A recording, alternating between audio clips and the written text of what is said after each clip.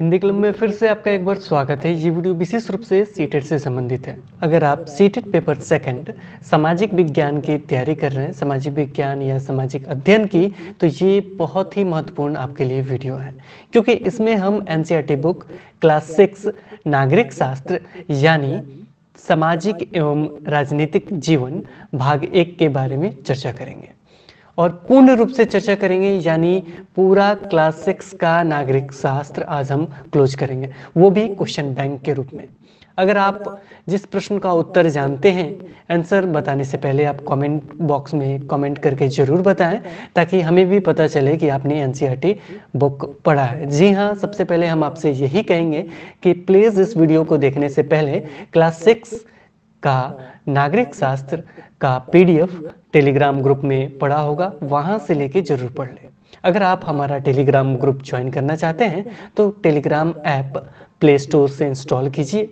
उसके बाद आप वहां पे सर्च करें @हिंदी क्लब, विदाउट स्पेस में लिखना है आपको HINDICLUB, उसके बाद सर्च करना है, यानी @हिंदी क्लब सर्च करके आपको जो भी ग्रुप मिलता है उसे ज्वाइन करना है। ज्वाइन करने के बाद सबसे ऊपर जाएंगे तो वहाँ पे नागरिक का पीडीएफ मिल जाएगा, उसे डाउनलोड करके एक बार रीड कर ले।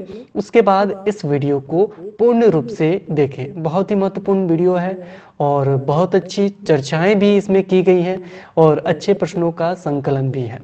सीटेट के संदर्भ में देखा जाए तो ये बहुत ही महत्वपूर्ण है। तो चलिए हम बिना देरी के हुए हम स्टार्ट करते हैं। सबसे पहले हम इसमें स्वागत करना चाहेंगे राजेंद्र सर का, क्योंकि वही आपको क्वेश्चन बैंक के रूप में जो भी प्रश्न दिए गए हैं वो प्रोवाइड करेंगे। तो सबसे पहले हम स्वागत करते हैं राजेंद्र सर का। राजेंद्र सर, आपका स्वागत है हिंदी क्लब में। जी, बहुत बहुत धन्यवाद आपका। राजेंद्र सर, आज हम चर्चा कर रहे हैं एनसीईआरटी बुक क्लास 6 नागरिक शास्त्र के बारे में। इसमें देखा जाए तो पहला अध्याय है विविधता की समझ। इसके बारे में हम कुछ जानना चाहेंगे कि विविधता की जो समझ है, ये लेशन क्या कहना चाहता है, इसमें क्या महत्वपूर्ण है, इसके बारे में बताएं हमें। विविधता की समझ, आप जानते हैं कि भारत बहुत संस्कृति वाला देश है। यहाँ पर भिन्न भिन्न संप्रदाय के लोग रहते हैं, भिन्न भिन्न जाति के लोग रहते हैं, भिन्न भिन्न व्यवसाय, भिन्न भिन्न पेशा, भिन्न भिन्न रीति रिवाज, परंपरा, खान पान, पहनावा, और इतनी विविधता होने के बावजूद भी हमारे देश में सब में एकता है। ये हमारे देश की एक बहुत बड़ी विशेषता है, हमारी संस्कृति की बहुत बड़ी विशेषता है, जो शायद ही किसी और भी देश को देखने को मिलता है। जी, बहुत बहुत धन्यवाद राजेंद्र सर। अब हम अध्याय 2 पे चलते हैं, जो विविधता एवं भेदभाव जिस शीर्षक का नाम है, इसके बारे में हमें महत्वपूर्ण बताएं कि इस पाठ का नाम विविधता एवं भेदभाव क्यों पड़ा, क्या इसमें महत्वपूर्ण है। विविधता एवं भेदभाव शीर्षक, इसका अभिप्राय यह है कि हमारा देश भारत बहुत संस्कृति वाला देश है, बहुत विविधता वाला देश है, और यहाँ पर इस विविधता को जब लोग अपने से कमतर समझ करके और दूसरे को कम उनको वैल्यू देने लगते हैं, तो उसमें आपस में भेदभाव भी उत्पन्न होने लगता है। राजेंद्र सर, हम चलते हैं इकाई 2 में। सरकार जिस इकाई का नाम है, इसमें है लेसन 3 यानी अध्याय 3, सरकार क्या है। इसमें क्या मुख्य बातें हैं, इसके बारे में बताएं। सबसे पहले हम ये जानने की कोशिश करेंगे कि सरकार क्या है। तो सरकार एक व्यवस्थित व्यवस्था को संचालित करने वाली संस्था है, या उसको ऐसे कह सकते हैं कि कार्यपालिका ही सरकार है, क्योंकि कार्यपालिका किसी नियम को लागू करवाती है, लोगों को उसको मानने के लिए बाध्य करती है, और सरकार जो है बहुत तरह की कार्य करती है। हमारे देश में शांति व्यवस्था बनाए रखने में मदद करती है। हमारे देश के लोगों की स्वास्थ्य, शिक्षा, भोजन, वस्त्र या और भी जरूरी चीजें हैं, उन सारी आवश्यकताओं की पूर्ति सरकार करती है। तो इसलिए सरकार हम कार्यपालिका को कह सकते हैं, कार्यपालिका ही सरकार है। राजेंद्र सर, अब हम चलते हैं अध्याय 4 के पास, जिसका शीर्षक है लोकतांत्रिक सरकार के मुख्य तत्व। इसके बारे में बताएं कि क्या महत्वपूर्ण इसमें बिंदु है। इस पाठ में आप लोकतांत्रिक सरकार के कामों को प्रभावित करने वाली कुछ मुख्य तत्वों के बारे में जानेंगे। इनमें लोगों की भागीदारी, समस्याओं का समाधान, समानता एवं न्याय के विचार शामिल हैं। अब चलते हैं इकाई 3 में स्थानीय सरकार और प्रशासन में। इसमें देखा जाए तो अध्याय 5 है पंचायती राज। इसके बारे में हम जानना चाहेंगे कि इसके बारे में क्या महत्वपूर्ण बातें हैं, उसे बताएं। पंचायती राज व्यवस्था। तो जैसा कि आप लोग जानते हैं कि भारत गांवों का देश है और भारत में लगभग 70% लोग गांव में निवास करते हैं। यूं कहें कि भारत की लोगों की आत्मा गांव में बसती है। तो गांव में चूंकि प्रत्येक पंचायत व्यवस्था वहाँ की गई है और पंचायती व्यवस्था में चूंकि गांव को जब तक हम मजबूत नहीं करेंगे तब तक हमारा देश भी मजबूत नहीं होगा। और पंचायती राज व्यवस्था में जो हमारे व्यवस्था की सबसे पहली सीढ़ी है और पहली सीढ़ी पर जब हम नहीं चढ़ेंगे तो हम आगे की सीढ़ी पर भी नहीं जा पाएंगे। इसलिए पंचायती राज व्यवस्था में पंचायतों को हर तरह की सुविधा देने की बात कही गई है। गांव में हर तरह की व्यवस्था करने की बात कही गई है और जब तक हमारे हिंदुस्तान में पंचायती राज व्यवस्था मजबूत नहीं होगी तब तक हमारा देश विकास नहीं कर पाएगा। अब हम चलते हैं अध्याय 6 के पास। अध्याय 6 जो है गांव का प्रशासन है, इसका शीर्षक। इसके बारे में बताएं कि क्या महत्वपूर्ण है। गांव का प्रशासन से तात्पर्य यह है, चूंकि गांव में जो प्रशासन है वह मुख्य रूप से दो तरह की होती है। एक है जो गांव में जो कर्मचारी होते हैं, जिनको हम हल्का कर्मचारी के नाम से भी जानते हैं, कानूनगो भी कहते हैं, पटवारी के नाम से भी जानते हैं या ग्रामीण अधिकारी के नाम से भी जानते हैं। उनके द्वारा जमीन की मापी, जमीन की सारी विस्तृत जानकारी, जमीन से संबंधित सारा रिकॉर्ड और जमीन से संबंधित जो आपसी झंझट या आपसी जो है तनाव होता है, आपसी मामला होता है, उसको सॉल्व करने का, उसका समाधान करने का काम हल्का कर्मचारी या पटवारी का होता है।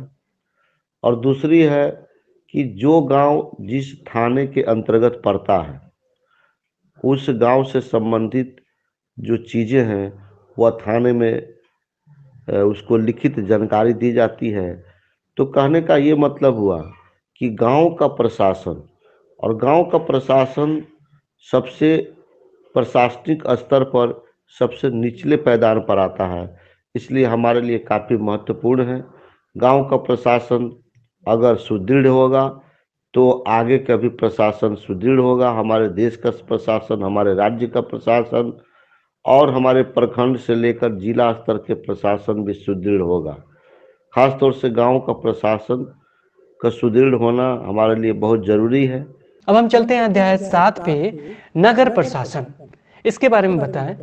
इस शीर्षक का नाम नगर प्रशासन क्यों रखा गया है और क्या इसमें महत्वपूर्ण बातें हैं। नगर प्रशासन से तात्पर्य यह होता है कि नगर का प्रशासन कैसा होना चाहिए। और नगर के प्रशासन चूँकि हमारे लिए काफ़ी महत्वपूर्ण है। नगर प्रशासन में नगरों की संख्या काफ़ी सघन होती है। वहाँ पर लोगों की जो समस्याएं हैं वो बहुत ज़्यादा होती हैं और वहाँ पर इन सारी समस्याओं के समाधान करने के लिए लोगों के मूलभूत सुविधाओं को प्रदान करने के लिए वहाँ के नगर निगम प्रशासन काम करती है। जो लोगों की धरातल स्तर पर जो समस्याएं आती हैं उन समस्याओं का समाधान करती है। इसलिए नगर प्रशासन भी काफी सुदृढ़ होना चाहिए। अब हम चलते हैं इकाई 4 पे, जिसमें देखा जाए तो 2 लेसन है। इकाई 4 जो है आजीविकाएं से संबंधित है। इसमें देखा जाए तो अध्याय 8 है ग्रामीण क्षेत्र में आजीविका। इसके बारे में बताएं कि क्या इसमें महत्वपूर्ण है। आप जानते हैं कि भारत गांवों का देश है और इस गांव ग्रामीण क्षेत्र में लोगों के आजीविका के अलग अलग साधन हैं। मुख्य रूप से ग्रामीण क्षेत्रों में लोग खेती के प्रति आश्रित होते हैं। उसके बाद पशुपालन भी करते हैं, मछलियां भी पकड़ते हैं, यानी अनेक तरह की जो है ग्रामीण क्षेत्रों में अपनी अपनी आजीविका को पालन करने के लिए अनेक साधनों का इस्तेमाल करते हैं। अब हम चलते हैं अंतिम अध्याय अध्याय 9 पे, शहरी क्षेत्र में आजीविका। इसके बारे में हमें बताएं इसमें क्या महत्वपूर्ण है। ग्रामीण क्षेत्र की अपेक्षा शहरी क्षेत्र में लोगों की आजीविका अलग अलग होती है। कुछ लोग फुटपाथ पर अपनी दुकान को सजाते हैं, कुछ ठेले पर अपने वस्तुओं को बेचते हैं, कोई छोटी दुकान में वस्तुओं को बेच करके आजीविका का पालन करते हैं, कुछ लोग फैक्ट्री चलाते हैं, कुछ लोग फैक्ट्री में काम करके आजीविका का पालन करते हैं, कुछ लोग रिक्शा चलाते हैं, कुछ ठेला चलाते हैं।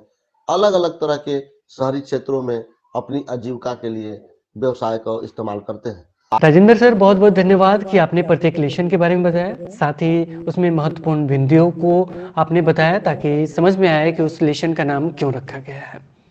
लेकिन इसके साथ ही हम चाहते हैं राजेंद्र सर प्रत्येक लेसन के बारे में आप क्वेश्चन बैंक सबको बताएं ताकि सभी जो आगामी सीटेट का एग्जाम है उसे आसानी से वो क्रैक कर सकें।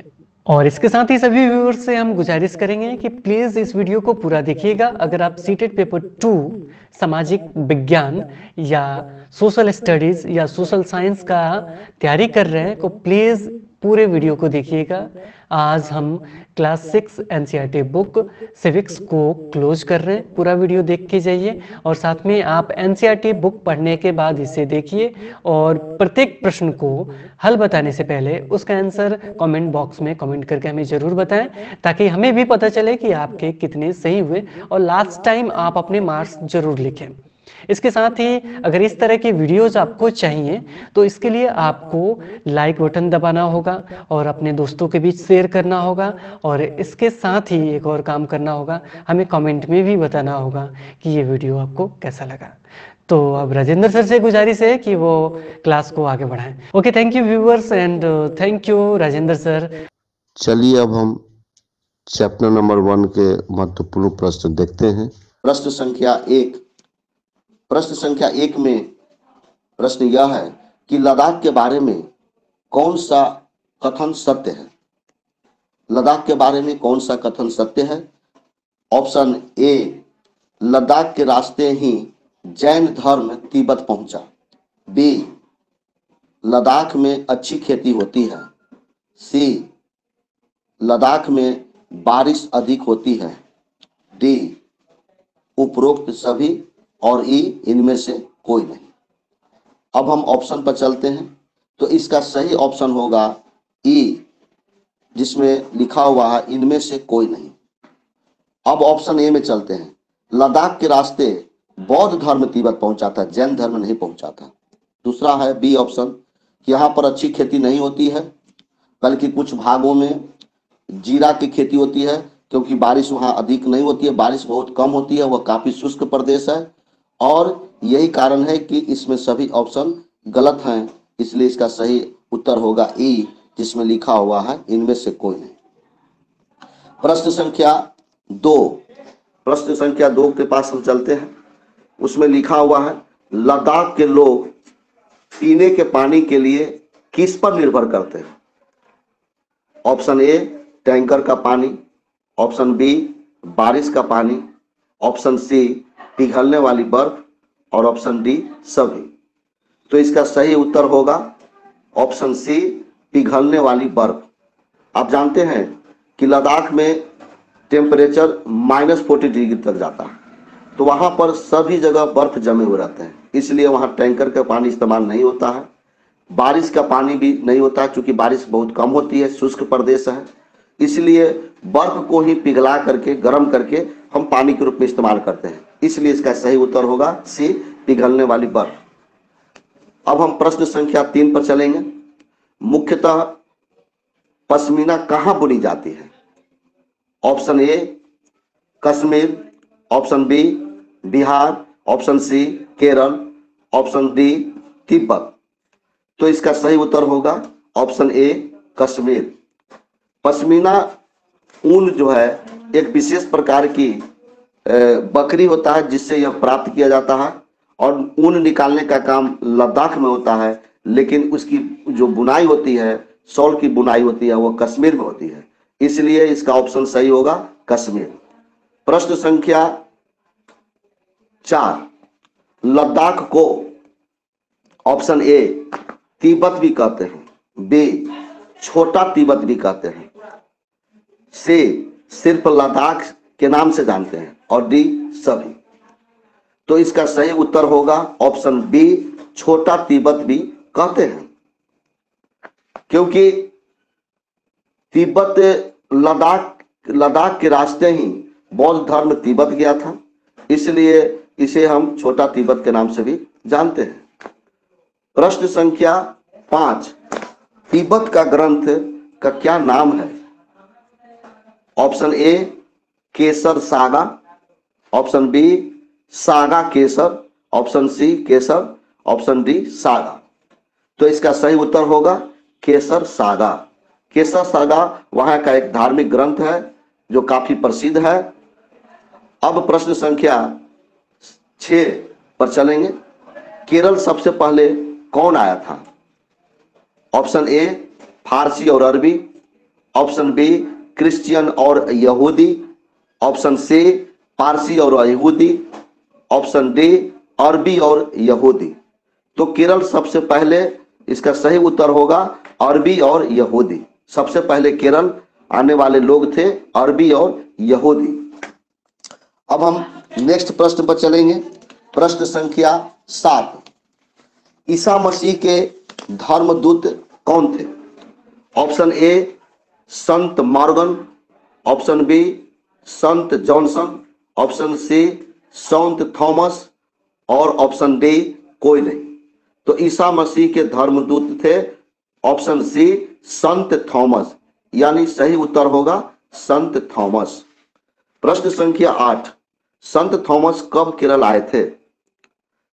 ऑप्शन ए लगभग 3000 साल पहले, ऑप्शन बी लगभग 2000 साल पहले, ऑप्शन सी लगभग 2500 साल पहले, और ऑप्शन डी इनमें कोई नहीं। तो संत थॉमस केरल, ऑप्शन बी सही है। ऑप्शन बी लगभग 2000 साल पहले आए थे, इसलिए ऑप्शन बी ये सही आंसर होगा। प्रश्न संख्या 9, प्रश्न संख्या 9 पर चलेंगे हम लोग। ईसाई धर्म केरल लाने का श्रेय किसे जाता है? ऑप्शन ए संत मॉर्गन, ऑप्शन बी संत जॉनसन, ऑप्शन सी संत थॉमस, और ऑप्शन डी कोई नहीं। तो इसका सही उत्तर होगा ऑप्शन सी संत थॉमस। संत थॉमस ही ईसाई धर्म को केरल में सबसे पहले लाए थे, इसलिए ये ईसाई धर्म को केरल में लाने का श्रेय संत थॉमस को ही दिया जाता है। प्रश्न संख्या 10, मछली पकड़ने वाले जाल को क्या कहते हैं? ऑप्शन ए जाल कहते हैं, बी मछली जाल, सी चीना वाला, और डी कोई नहीं। तो इसका सही उत्तर होगा ऑप्शन सी चीना वाला। ये चीना वाला चीन में बनी हुई ये जाल है जो मछली पकड़ने के काम में आता है, इसीलिए चीन के नाम पर इस जाल को चीना वाला कहा गया है। अगला प्रश्न है प्रश्न संख्या 11, तलने के लिए जो बर्तन का इस्तेमाल करते हैं उसे क्या कहते हैं? ऑप्शन ए चीना चट्टी, ऑप्शन बी कड़ाही, ऑप्शन सी तलनी, और ऑप्शन डी कोई नहीं। तो इसका सही उत्तर होगा ऑप्शन ए चीना चट्टी। चूंकि चीन में इस बर्तन का आविष्कार हुआ था, इसलिए उनके चीन के नाम पर ही इसको चीना चट्टी भी कहा जाता है। नेक्स्ट प्रश्न संख्या 12 भारतीय एकता कोई बाहर से थोपी हुई चीज नहीं है, ये किसने कहा था? ऑप्शन ए रविंद्रनाथ टैगोर ने, ऑप्शन बी पंडित जवाहरलाल नेहरू ने, ऑप्शन सी भगत सिंह ने, ऑप्शन डी महात्मा गांधी जी। तो इसका सही उत्तर होगा ऑप्शन बी पंडित जवाहरलाल नेहरू। पंडित जवाहरलाल नेहरू ने ही ये हमारे भारतीय एकता के बारे में ये स्टेटमेंट दिया था कि भारतीय एकता कोई बाहर से थोपी हुई चीज नहीं है, बल्कि हमारे देश के लोगों की एक दूसरे के प्रति मान सम्मान और उदारता का एक सूचक है। अब हम नेक्स्ट प्रश्न पर चलेंगे। प्रश्न संख्या 13 प्रश्न इस प्रकार है, भारत की खोज किसने लिखी है? भारत की खोज एक पुस्तक है, इस पुस्तक के लेखक कौन है? Option A Gandhi ji, option B Bhagat Singh, option C Pandit Jawaharlal Nehru, option D Sant Rabindranath Tagore. तो इसका सही उत्तर होगा ऑप्शन सी पंडित जवाहरलाल नेहरू। अब हम नेक्स्ट प्रश्न पर चलेंगे। प्रश्न संख्या 14 प्रश्न इस प्रकार है, केरल के संदर्भ में नीचे दिए गए कथनों पर विचार करें, ये कौन सा कथन सत्य है? ऑप्शन ए भारत में ईसाई धर्म की शुरुआत केरल में हुई, ऑप्शन बी केरल की जमीन चावल की कृषि के लिए अत्यंत उपयोगी है, ऑप्शन सी ओणम केरल में मनाया जाने वाला त्योहार है। अब हम इसको ऑप्शन में देखेंगे। ऑप्शन ए में कह रहा है कि 1 और 2 दोनों सही है, बी केवल 2 सही है, ऑप्शन सी 1 या 3 सही है, और ऑप्शन डी कह रहा है कि सभी सही है। तो इसका सही उत्तर होगा ऑप्शन डी सभी सही है, क्योंकि केरल के संदर्भ में यह कहा गया है कि ईसाई धर्म सबसे पहले केरल आया, बिल्कुल सही है। और केरल की जमीन काफी उपजाऊ है और वहां पर कृषि के लिए अत्यंत उपयोगी है। उसके बाद में वहां केरल का एक प्रसिद्ध त्योहार है ओणम जो मनाया जाता है, इसलिए ये सारे ऑप्शन सही है।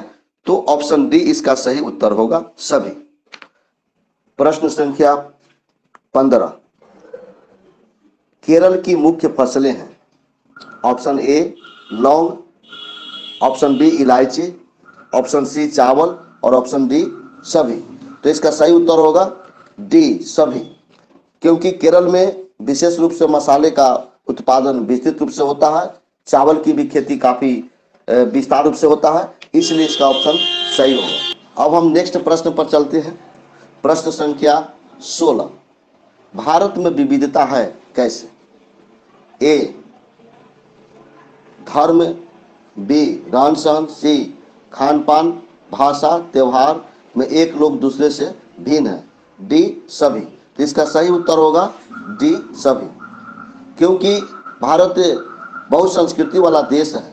यहाँ भिन्न भिन्न प्रकार के धर्म हैं, धर्म के रूप में अलग अलग धर्म को मानने वाले लोग हैं, अलग अलग रहन सहन वाले लोग हैं, अलग अलग खान पान भाषा त्योहार में अलग अलग प्रकार के लोग मानते हैं, इसलिए एक दूसरे से भिन्न है, इसीलिए भारत में विविधता है, इसलिए इसका ऑप्शन सही होगा ऑप्शन डी सभी। प्रश्न संख्या 17 विविधता हमारे जीवन को कैसे समृद्ध बनाती है? तो इसका ऑप्शन ए होगा लोगों के बीच विविधता एक दूसरे के बारे में सोचने समझने का अवसर प्रदान करती है, ऑप्शन बी लोग एक दूसरे के खान पान रहन सहन पर्व त्योहार धर्म को अपनाते हैं और सम्मान देते हैं, तो ऑप्शन सी दोनों, ऑप्शन डी कोई नहीं। तो इसमें सही उत्तर होगा ऑप्शन सी, क्योंकि ये जो हमारे देश की विविधता है हमें काफ़ी मजबूत बनाती है, हमें कमज़ोर नहीं बनाती है, क्योंकि लोगों के बीच में इतनी विविधता है लेकिन एक दूसरे के बारे में वो सोचने समझने का हमें अवसर प्रदान करती है, और लोग एक दूसरे के खान पान रहन सहन पहनावा बात व्यवहार विचार को अपनाते हैं, मान सम्मान देते हैं, इसलिए यह विविधता हमारे देश को काफी मजबूत कर देती है। इसलिए इसका सही उत्तर होगा ऑप्शन सी, दोनों। प्रश्न संख्या 18, पश्मीना ऊन किससे और कहां मिलता है? ऑप्शन सी, प्रश्न संख्या 18, पश्मीना ऊन किससे और कहां मिलता है? तो इसमें ऑप्शन ए में चलते हैं, एक खास में किस्म की बकरी से, बी लद्दाख से, और सी दोनों, और डी कोई नहीं। तो इसका सही उत्तर होगा ऑप्शन सी, दोनों, क्योंकि ये पश्मीना ऊन खास किस्म की एक बकरी पाली जाती है और बकरी के जो बाल होता है उससे काट करके पश्मीना ऊन बनाया जाता है और यह लद्दाख में पाया जाता है, इसलिए ऑप्शन सी सही होगा, यानी दोनों सही है। प्रश्न संख्या 19, लद्दाख से किन किन चीजों का व्यापार होता था? तो इसमें ऑप्शन ये चलेंगे, मसाले, ऑप्शन बी कच्चा रेशम, सी दरिया, और डी सभी। तो इसका सही ऑप्शन होगा ऑप्शन डी, सभी, क्योंकि लद्दाख के रास्ते से इन सब चीजों का व्यापार होता था, मसाले का, कच्चा रेशम और दरिया, इन सभी चीजों का व्यापार होता था, इसलिए इसका सही ऑप्शन होगा डी। नेक्स्ट प्रश्न हम चलते हैं, प्रश्न संख्या 20। प्रश्न संख्या 20 में 20 में हम लोग देखेंगे केरल में कौन सा पदार्थ पाया जाता है, यानी केरल में कौन कौन से फसल पाए जाते हैं। तो हम लोग ऑप्शन ए में चलेंगे, देखेंगे वहां पर ऑप्शन ए में काली मिर्च, ऑप्शन बी लौंग, ऑप्शन सी इलायची, ऑप्शन डी सभी। तो इसमें सही उत्तर होगा ऑप्शन डी, सभी। नेक्स्ट प्रश्न है प्रश्न संख्या 21, केरल में कौन कौन सा धर्म अपनाया गया है? ऑप्शन ए यहूदी, ऑप्शन बी इस्लाम, ऑप्शन सी ईसाई, हिंदू एवं बौद्ध, ऑप्शन डी सभी। तो इसका सही उत्तर होगा ऑप्शन डी, सभी। नेक्स्ट प्रश्न है प्रश्न संख्या 22, भारत में मुख्यतः कितने प्रकार के धर्म मानने वाले लोग रहते हैं?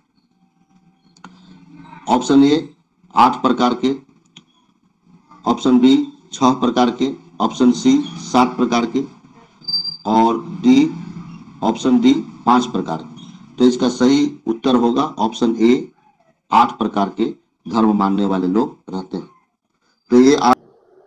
तो ये थे इस चैप्टर से संबंधित कुछ महत्वपूर्ण प्रश्न जो यही समाप्त हुए, और नेक्स्ट चैप्टर में हम लोग चलते हैं। नेक्स्ट चैप्टर के महत्वपूर्ण प्रश्न संख्या 1 देखते हैं। संसार में मुख्य कितने धर्म हैं? ऑप्शन ए 7 प्रकार के, ऑप्शन बी 6 प्रकार, ऑप्शन सी 8 प्रकार के, और ऑप्शन डी 10 प्रकार। तो इसका सही उत्तर होगा ऑप्शन सी, 8 प्रकार के। संसार में मुख्यतः 8 प्रकार के धर्म मानने वाले लोग रहते हैं। प्रश्न संख्या 2, भारत में कितनी भाषाएं बोली जाती हैं? ऑप्शन ए 1600 से ज्यादा, ऑप्शन बी 1500 से ज्यादा, ऑप्शन सी 500 से ज्यादा, ऑप्शन डी 700 से ज्यादा। तो इसका सही उत्तर होगा 1600 से ज्यादा।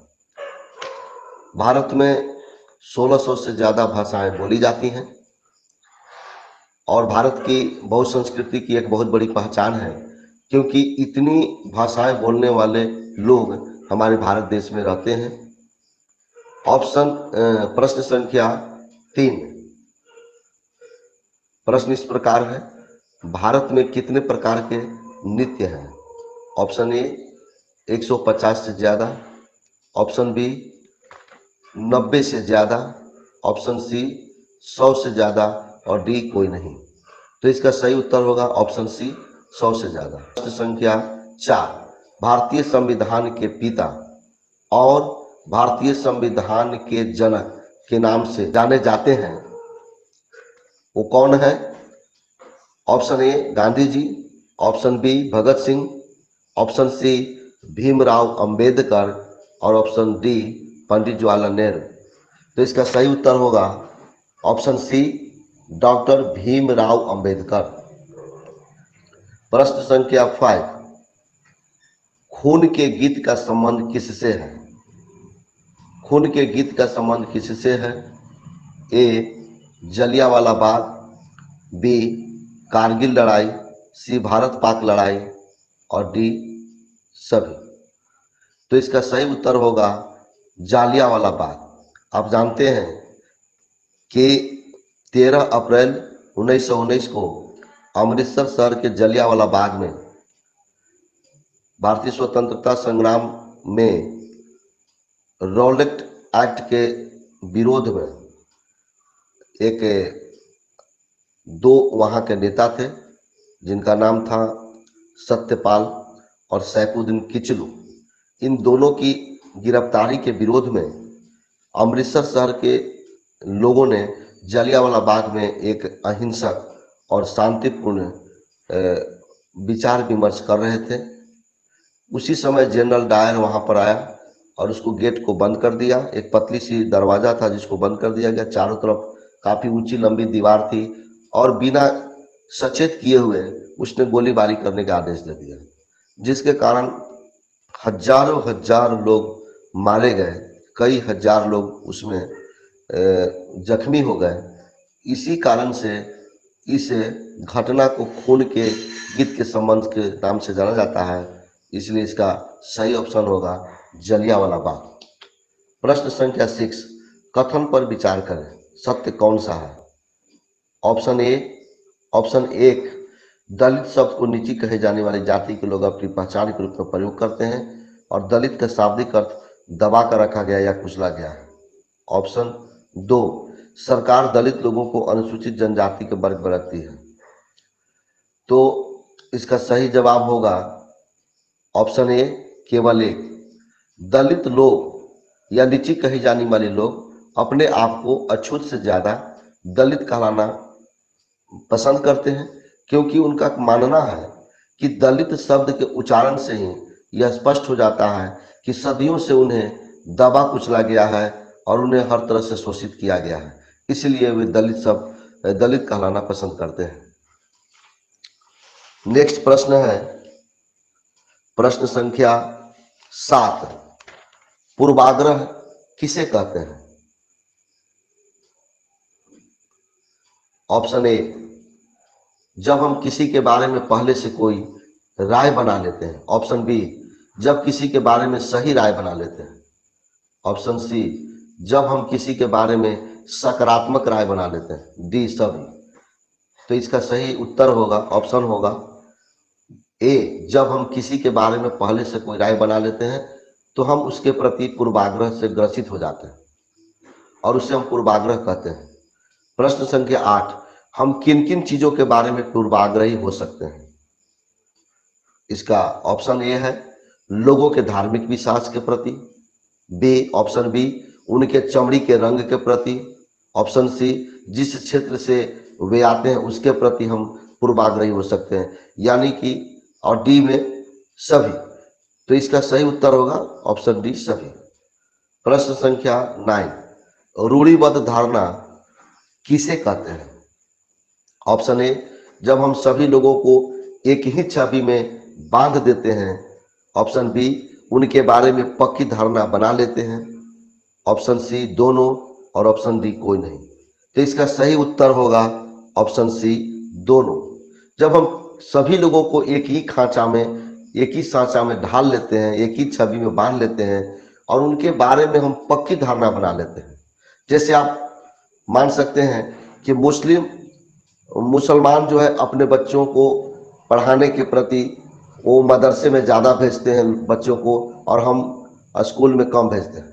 ये हम उसके प्रति पूर्वाग्रह से ग्रसित रूढ़िवादी धारणा को पालन कर लिए। या मुस्लिम बच्चे जो है विद्यालय से भाग जाते हैं पहले, या विद्यालय को बीच में छोड़ करके चले जाते हैं। ये रूढ़िवादी धारणा हम मुसलमानों के प्रति बनाए हुए हैं और ये पक्की धारणा हम बना लेते हैं, लेकिन ऐसी कोई बात नहीं है। अगर मुसलमान के बच्चे, मुस्लिम बच्चे अगर स्कूल से, विद्यालय से नहीं जा पा रहे हैं या बीच में पढ़ाई छोड़ दे रहे हैं, उसका मुख्य कारण है गरीबी, लेकिन हम उसको उसके जातिगत आधार से जोड़ करके देखते हैं। इसी बात को हम यहाँ पर रूढ़िवादी धारणा के नाम से जानते हैं। अगला प्रश्न है प्रश्न संख्या 10, असमानता में भेदभाव क्यों होता है? ऑप्शन ए, भेदभाव तब होता है जब लोग पूर्वाग्रहों से ग्रसित होते हैं। ऑप्शन बी, भेदभाव तब होता है जब लोग रूढ़िवादी धारणाओं के आधार पर व्यवहार करते हैं। ऑप्शन सी, जब लोग अपने से भिन्न प्रथाओं और रिवाजों को निम्न कोटि का मानते हैं। तो ऑप्शन डी, सभी। तो इसका सही उत्तर होगा ऑप्शन डी, सभी। क्योंकि असमानता और भेदभाव तभी होगा जब हम पूर्वाग्रह से ग्रसित होंगे, हम रूढ़िवादी धारणाओं से के आधार पर व्यवहार करेंगे, या जब हम अपने से दूसरे लोगों को निम्न समझेंगे, उनके रिवाज प्रथा को हम कमतर मानेंगे, तो हम उसको असमानता भेदभाव के नाम से जानते हैं। नेक्स्ट प्रश्न है प्रश्न संख्या 11, असमानता से क्या तात्पर्य है? ऑप्शन ए, खान पान। ऑप्शन बी, पहनावा। ऑप्शन सी, आर्थिक रूप से भेदभाव किया जाना। ऑप्शन डी, सभी। तो इसका सही उत्तर होगा ऑप्शन डी, सभी। क्योंकि असमानता खान पान में भी होती है, पहनावा में भी होती है, और मुख्य रूप से असमानता का अर्थ आर्थिक रूप से जब भेदभाव किया जाता है, जब लोगों के बीच में अमीरी गरीबी की बातें होती है, तो वो असमानता होता है। ठीक है, तो इसका सही उत्तर होगा ऑप्शन डी, सभी। प्रश्न संख्या 12, मुसलमान अपने बच्चों को किस कारण से स्कूल नहीं भेज पाते या स्कूल से बीच में पढ़ाई छोड़ देते हैं? ऑप्शन ए, गरीबी। ऑप्शन बी, पढ़ाई में अरुचि। सी, दोनों। डी, कोई नहीं। तो इसका सही उत्तर होगा ऑप्शन ए, गरीबी। क्योंकि मुसलमान के बच्चे गरीबी के कारण विद्यालय नहीं पहुंच पाते हैं, नहीं भेज पाते हैं, और स्कूल से बीच में ही पढ़ाई छोड़ देते हैं। प्रश्न संख्या 13, निम्न जाति के लोग अपने आप को अछूत कहलाने से ज्यादा दलित कहलाना क्यों पसंद करते हैं? ऑप्शन ए, अपनी पहचान के रूप में। ऑप्शन बी, दलित का मतलब है दबाया गया या कुचला गया। और ऑप्शन सी, दोनों। ऑप्शन डी, कोई नहीं। तो इसका सही उत्तर होगा सी, दोनों। क्योंकि दलित जो अपने पहचान के रूप में भी चाहते हैं, और दलित का मतलब होता है कि दबाया गया या कुचला गया। यानी दलित शब्द से यह भाव प्रकट होता है कि हम लोगों को सदियों से दबाया गया है, कुचला गया है। इसलिए निम्न जाति के लोग अपने आप को अछूत कहलाने से ज्यादा दलित कहलाना पसंद करते हैं। प्रश्न संख्या 14, अस्पृश्यता किसे कहते हैं? अस्पृश्यता किसे कहते हैं? ऑप्शन ए, छुआछूत। ऑप्शन बी, भेदभाव। ऑप्शन सी, असमानता।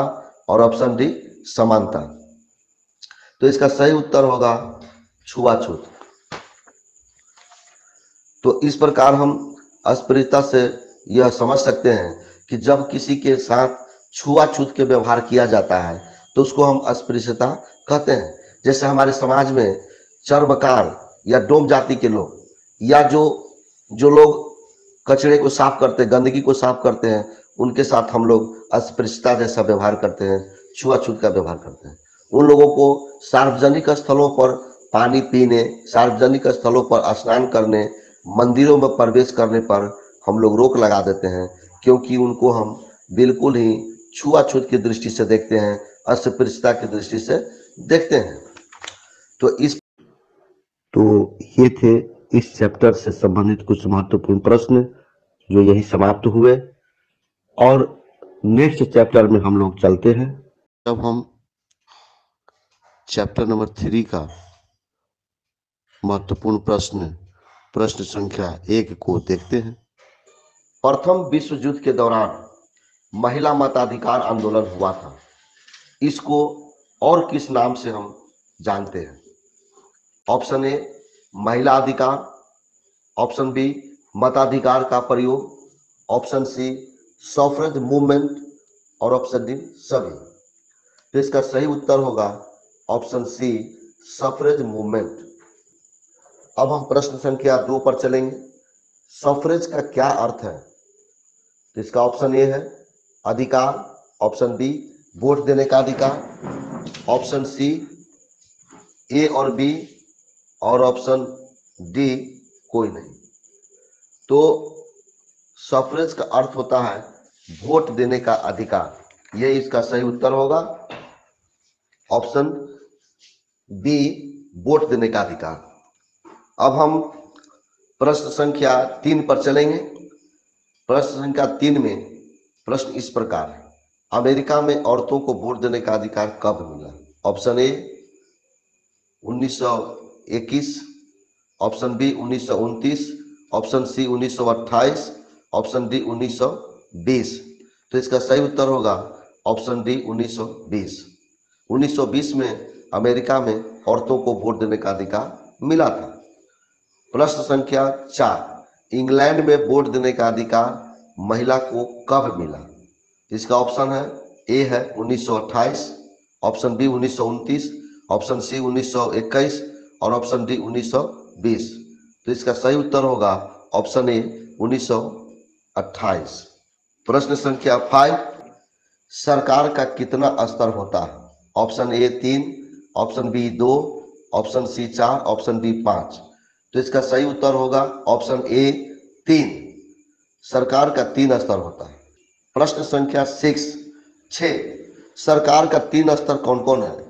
तो इसका ऑप्शन ए होगा राष्ट्रीय सरकार, ऑप्शन बी होगा राज्य सरकार, ऑप्शन सी होगा स्थानीय सरकार, ऑप्शन डी होगा सभी। तो इसका सही उत्तर होगा ऑप्शन डी, सरकार का 3 स्तर होता है। एक राष्ट्रीय स्तर पर सरकार होती है, एक राज्य स्तर पर सरकार होती है, वो पूरे राज्य का प्रतिनिधित्व करती है, और एक स्थानीय स्तर की सरकार होती है जो पंचायत से लेकर के प्रखंड स्तर पर के काम को देखती है। तो इसलिए सरकार का 3 स्तर हुआ, राष्ट्रीय सरकार, राज्य सरकार और स्थानीय सरकार। इसलिए इसका उत्तर सही होगा ऑप्शन डी सभी। प्रश्न संख्या 7, सरकार का कौन कौन कार्य है? ऑप्शन ए देश की सुरक्षा करना, बी ऑप्शन बी लोगों के लिए पर्याप्त भोजन स्वास्थ्य उपलब्ध कराना, ऑप्शन सी दूसरे देशों के साथ शांतिपूर्ण संबंध स्थापित करना और ऑप्शन डी सभी। तो इसका सही उत्तर होगा ऑप्शन डी सभी, क्योंकि सरकार का ही काम है देश की सुरक्षा करना, लोगों के लिए भोजन स्वास्थ्य शिक्षा इन सारी चीजों की व्यवस्था करना सरकार का ही काम है, और दूसरे देशों के साथ मधुर संबंध स्थापित करना भी सरकार का ही काम है। इसलिए इसका ऑप्शन डी सही होगा। प्रश्न संख्या 8, लोकतांत्रिक सरकार किसे कहते हैं? तो इसका ऑप्शन ए होगा जनता द्वारा चुनी गई सरकार, बी जो सरकार जनता का प्रतिनिधित्व करे, सी जो सरकार जनता के प्रति उत्तरदायी हो, और डी सभी। तो इसका सही उत्तर होगा ऑप्शन डी सभी होगा। लोकतांत्रिक सरकार का मतलब होता है कि जनता अपने वयस्क मताधिकार के द्वारा सरकार को चुनती है, अपने प्रतिनिधियों को चुनती है, और ये प्रतिनिधि ही सरकार बनाती है। जो सरकार जनता का प्रतिनिधित्व करती है, जो सरकार जनता के प्रति वफादार होती है, जनता के प्रति उत्तरदायी होती है और जनता के हित में काम करती है, वह लोकतांत्रिक सरकार होती है। प्रश्न संख्या 9, लोकतांत्रिक सरकार की सबसे अहम कार्य क्या है? लोकतांत्रिक सरकार की सबसे अहम कार्य क्या है? ए वयस्क नागरिकों को वोट देने का अधिकार दिलाना, बी शासन तंत्र जनता के हित में सुचारू रूप से चलाना, सी लोगों की समस्याओं का समाधान करना और ऑप्शन डी सभी। तो इसका सही उत्तर होगा ऑप्शन डी सभी, क्योंकि लोकतांत्रिक सरकार का सबसे अहम कार्य है कि वयस्क नागरिकों को उनको वोट देने का अधिकार दिलाना। जब तक उनको वोट देने का अधिकार नहीं दिलाएगी तब तक सरकार का गठन नहीं हो पाएगा, और जब सरकार का गठन नहीं हो पाएगा तो फिर सरकार अपना कार्य कैसे संचालन कर सकती है। इसलिए नागरिकों को वोट दिलाने का अधिकार, वयस्क नागरिकों को वोट देने का अधिकार ये लोकतांत्रिक सरकार ही करती है। ऑप्शन बी कह रहा है कि शासन तंत्र जनता के हित में, जो जनता के हित में हो वही शासन सुचारू रूप से चलाने का काम करती है और लोगों की समस्याओं का समाधान भी करती है। इसलिए इसका सही उत्तर ऑप्शन डी होगा सभी। प्रश्न संख्या 10, प्रश्न इस प्रकार के हैं, राजतांत्रिक सरकार किसे कहते हैं?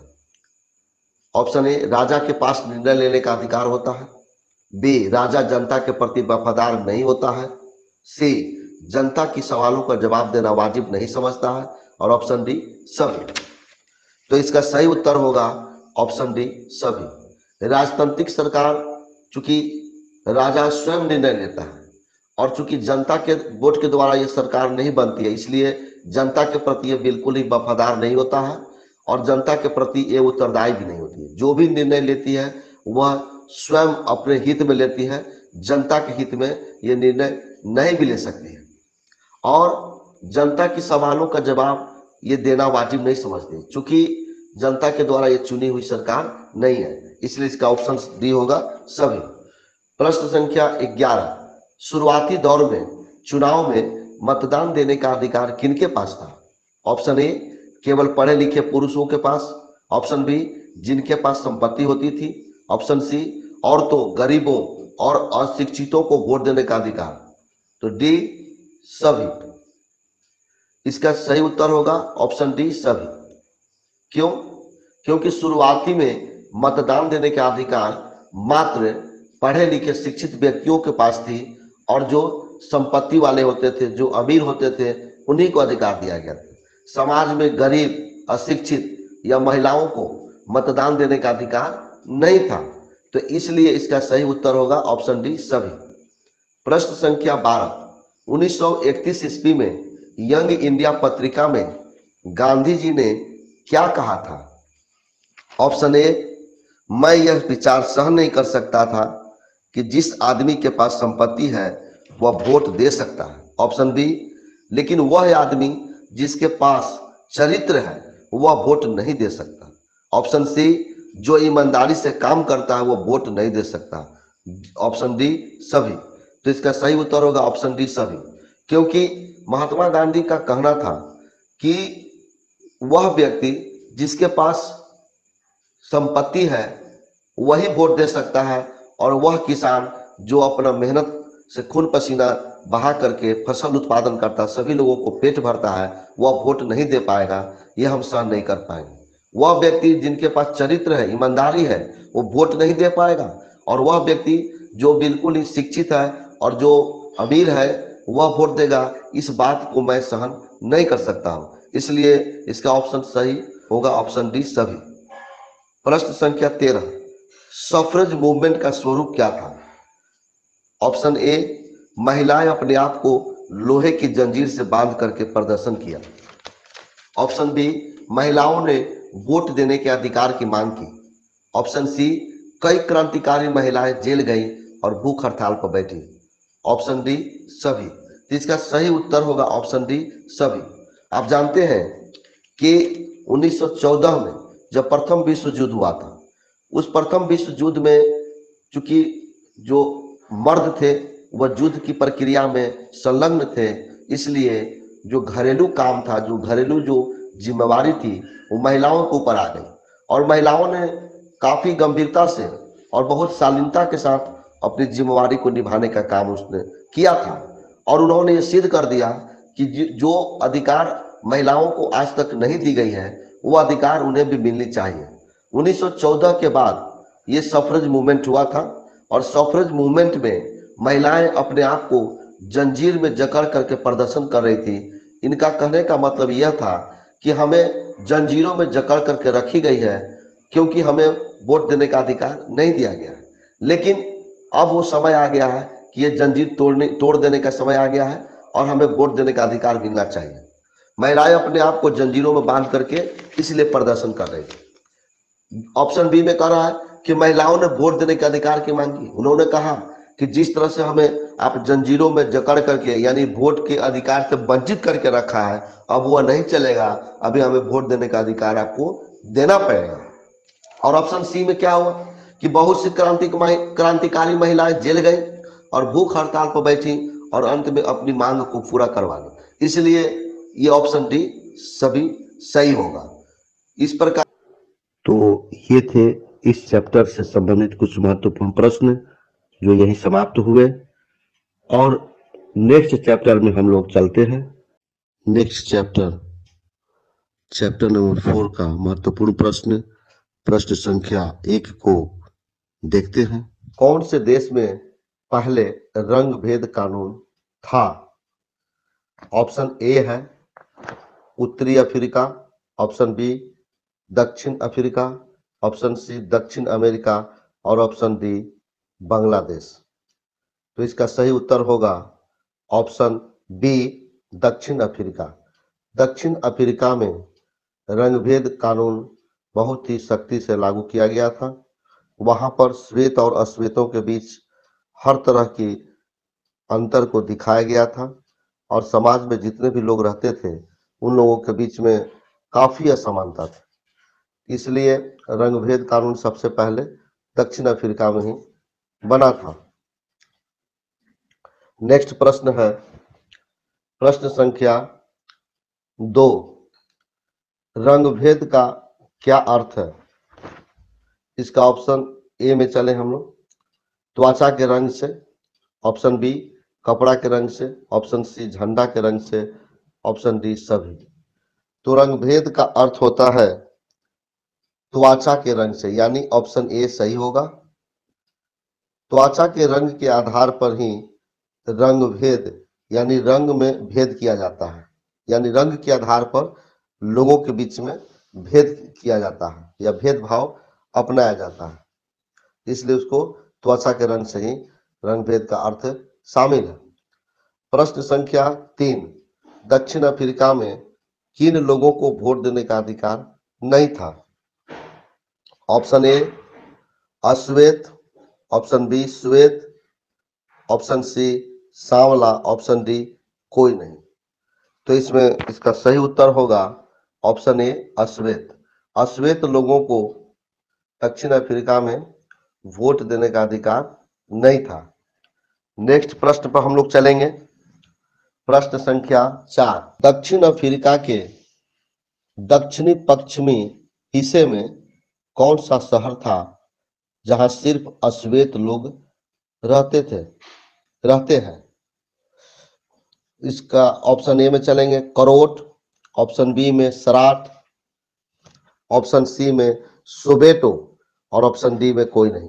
तो इसका सही उत्तर होगा ऑप्शन सी सोबेटो। सोबेटो एक छोटा सा शहर था जहां सिर्फ अश्वेत लोग ही रहते थे। नेक्स्ट प्रश्न, प्रश्न संख्या 5। अश्वेत लोगों को कौन सा भाषा पसंद था? ए अंग्रेजी, बी अफ्रीकन्स, सी जुलू और डी सुलू। तो इसका सही उत्तर होगा ऑप्शन सी जुलू। अश्वेत लोगों को जुलू भाषा पसंद था, वे जुलू बोलना चाहते थे लेकिन उन्हें जुलू बोलने से रोका गया था क्योंकि श्वेत लोग उनको अफ्रीकन्स भाषा का इस्तेमाल करने पर ज्यादा दबाव बना रहे थे, लेकिन उनकी अपनी भाषा जुलू थी। अब हम प्रश्न संख्या 6 पर चलेंगे। प्रश्न संख्या 6 में है, प्रश्न इस प्रकार है, हेक्टर कौन था? Option A police, option B क्रांतिकारी, ऑप्शन सी आतंकवादी और ऑप्शन डी सभी। तो इसका सही उत्तर होगा ऑप्शन बी क्रांतिकारी। हेक्टर पीटरसन एक क्रांतिकारी था जिसने समाज में जो श्वेत और अश्वेत के बीच में जो असमानता थी उसको दूर करने के लिए काफी प्रयास किया और इस प्रयास में उसे अपनी जान भी गंवानी पड़ी। इसलिए हेक्टर पीटरसन एक क्रांतिकारी युवक था। प्रश्न संख्या 7। हेक्टर की मौत कब हुई? तो इसका ऑप्शन ए 30 अप्रैल 1976, ऑप्शन बी 30 अप्रैल 1975, ऑप्शन सी 30 अप्रैल 1970 और ऑप्शन डी 16 जून 1976। तो इसका सही उत्तर होगा ऑप्शन डी 16 जून 1976। 16 जून 1976 को गोली लगने के कारण हेक्टर पीटरसन की मौत हो गई थी, इसलिए इसका सही उत्तर होगा 16 जून 1976। प्रश्न संख्या 8। रंग भेद के खिलाफ किसने संघर्ष किया? तो ऑप्शन ए सत्यजीत होगा, option B Sabarjit, option C Anthony और ऑप्शन डी नेल्सन मंडेला। तो इसका सही उत्तर होगा नेल्सन मंडेला, जिन्होंने श्वेत और अश्वेत के बीच में जो असमानता थी या जो वहां पर रंगभेद कानून बना था उसके विरोध में उन्होंने काफी संघर्ष किया और 32 साल तक उन्होंने जेल में रहा। अंत में 1994 में जब वो जेल से बाहर आए तो वहां साउथ अफ्रीका में लोकतांत्रिक व्यवस्था की स्थापना हुई और वे प्रथम लोकतांत्रिक देश के वे राष्ट्रपति भी बने। आज भारत में जिस तरह से महात्मा गांधी जी का स्थान है, उसी तरह से नेल्सन मंडेला का साउथ अफ्रीका यानी दक्षिण अफ्रीका में स्थान है। प्रश्न संख्या 9, दक्षिण अफ्रीका कब लोकतांत्रिक देश बना? Option A 1990, option B 1994, option C 1995, option D 1986। तो इसका सही उत्तर होगा ऑप्शन बी 1994। 1994 में दक्षिण अफ्रीका एक लोकतांत्रिक देश बना और तब जाकर के दक्षिण अफ्रीका में सभी लोगों को कानूनी रूप से, सामाजिक रूप से, राजनीतिक रूप से एक समान माना गया। सबके साथ अच्छा व्यवहार किया गया, सबको समान रूप से माना गया, सबको समान अधिकार दिया गया। इसलिए 1994 में दक्षिण अफ्रीका लोकतांत्रिक देश बना और उस लोकतांत्रिक देश का राष्ट्रपति नेल्सन मंडेला जी बने थे। अब हम नेक्स्ट प्रश्न पर चलेंगे। प्रश्न संख्या 10, कावेरी नदी का विवाद किन दो राज्यों के बीच है? तो कावेरी नदी का विवाद एक बहुत काफी प्रचलित और काफी प्रसिद्ध विवाद है, जो लोगों के बीच चर्चा का विषय बना हुआ है। ये दो राज्यों के बीच हुई थी। कौन कौन दो राज्य थे? ऑप्शन ए में लखनऊ और दिल्ली, ऑप्शन बी आंध्र प्रदेश और कर्नाटक, ऑप्शन सी आंध्र प्रदेश और तमिलनाडु, ऑप्शन डी कर्नाटक और तमिलनाडु।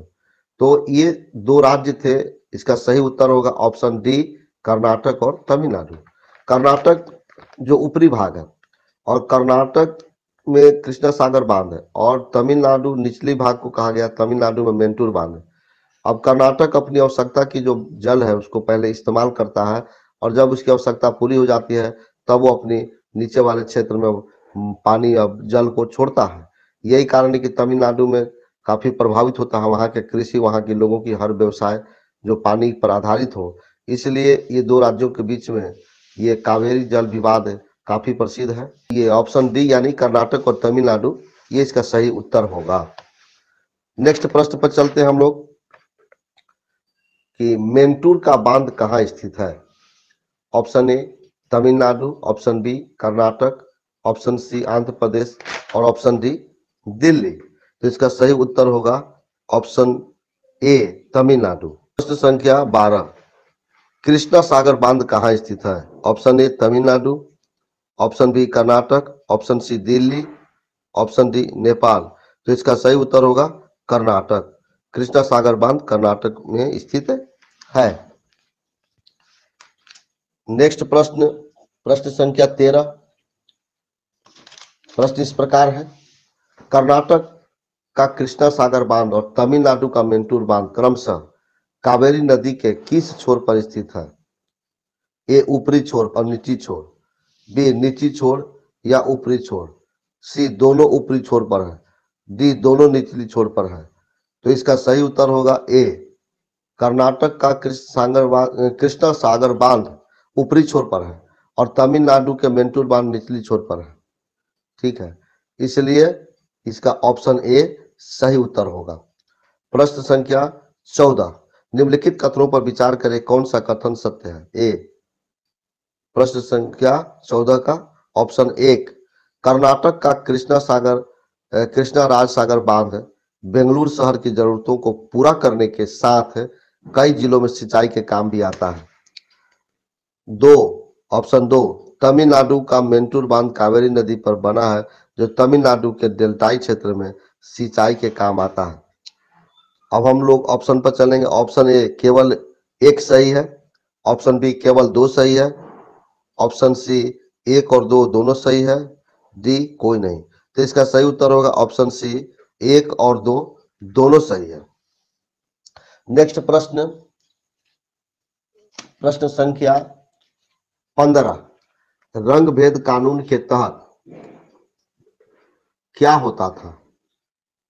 ऑप्शन ए श्वेत, ऑप्शन बी अश्वेत और ऑप्शन सी भारतीय एवं अन्य प्रजातियों को एक दूसरे से संबंध बनाने की इजाजत नहीं थी, डी सभी। तो इसका सही उत्तर होगा सभी, यानी कि श्वेत का अश्वेत के साथ संबंध बनाने की इजाजत नहीं थी, भारतीयों को अन्य प्रजातियों के साथ संबंध बनाने की इजाजत नहीं थी, इसलिए इसका ऑप्शन डी सभी यही सही उत्तर होगा। प्रश्न संख्या 16, श्वेत लोग कौन भाषा बोलते थे? ए अफ्रीकन्स, बी जुल्लू, सी अंग्रेजी, डी ग्रीक। तो इसका सही उत्तर होगा ऑप्शन ए अफ्रीकन्स। श्वेत लोग अफ्रीकन्स भाषा बोलते थे, इसलिए ये ऑप्शन ए अफ्रीकन सही होगा।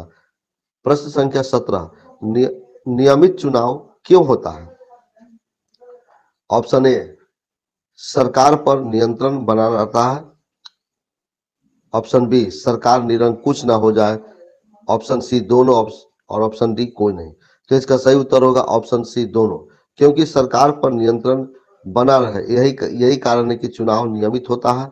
अगर चुनाव नियमित नहीं होगा तो सरकार निरंकुश हो जाएगी और अपने हिसाब से अपने मनमाफी काम को करेगी।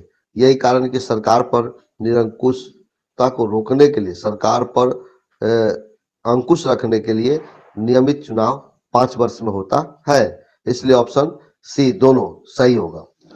प्रश्न संख्या 18, दो राज्यों के बीच उत्पन्न विवाद को कौन सरकार समाधान कर सकता है? ए राज्य सरकार, बी केंद्र सरकार, सी दोनों और डी कोई नहीं। इसका सही उत्तर होगा ऑप्शन बी केंद्र सरकार।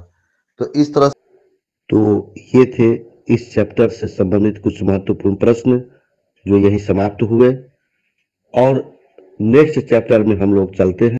चैप्टर नंबर 5 के महत्वपूर्ण प्रश्न, प्रश्न संख्या 1 को देखते हैं। ग्राम पंचायत और ग्राम सभा दोनों का एक ही सचिव होता है, उनका नियुक्ति कौन करता है? इसका ऑप्शन है option A gram sabha, option B panchayat, option C सरकार और ऑप्शन डी ए और बी। तो इसका सही उत्तर होगा ऑप्शन सी, उसका नियुक्ति सरकार के द्वारा होता है। यानी ग्राम पंचायत और ग्राम सभा दोनों का सचिव, जिसे हम पटवारी कहते हैं, लेखापाल कहते हैं, कानूनगो भी कहते हैं, या उसको हल्का कर्मचारी भी कहते हैं, वो सरकार के द्वारा नियुक्त किया जाता है और वह एक सरकारी कर्मचारी होता है। अब हम प्रश्न संख्या 2, एक ग्राम पंचायत कितने वार्डों में बटी होती है? तो एक ग्राम पंचायत कितने वार्डों में बटी होती है? Option A 2, option B 10, option C 20 और ऑप्शन डी कई। तो इसका सही उत्तर होगा ऑप्शन डी, कई वार्डों में बटी हुई होती है। यानी एक ग्राम पंचायत के अंतर्गत कई वार्ड होते हैं और प्रत्येक वार्ड से एक एक सदस्य चुन करके आते हैं, जिसे हम वार्ड पंच के नाम से जानते हैं। नेक्स्ट प्रश्न है प्रश्न संख्या 3, ग्राम पंचायत का कार्य क्या है?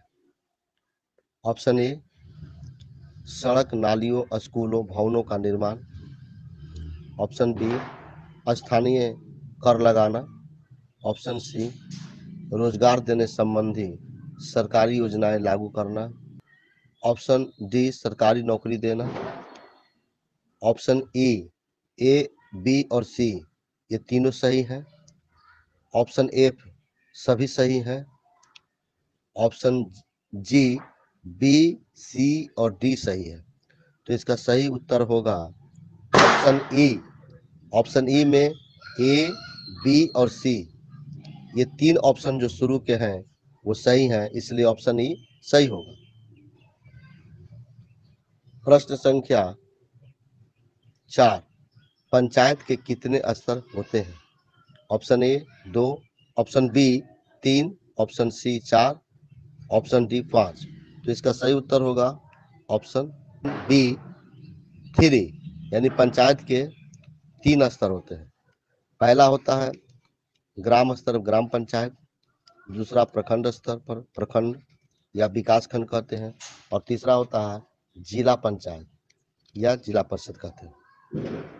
इसलिए पंचायत के 3 स्तर होते हैं। प्रश्न संख्या 5, विकास खंड को और किस नाम से जानते हैं?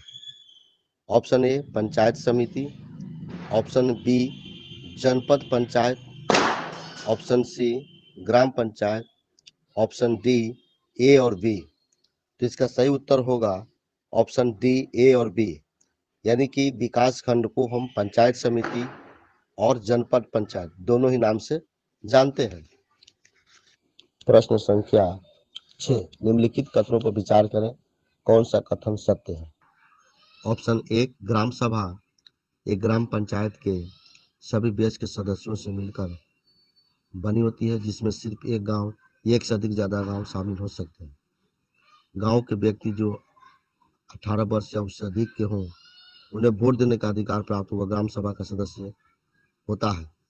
ऑप्शन ए केवल एक सही है, ऑप्शन बी केवल 2 सही है, ऑप्शन सी 1 और 2 दोनों सही है, ऑप्शन डी कोई नहीं। तो इसका सही उत्तर होगा ऑप्शन सी, 1 और 2 दोनों सही है।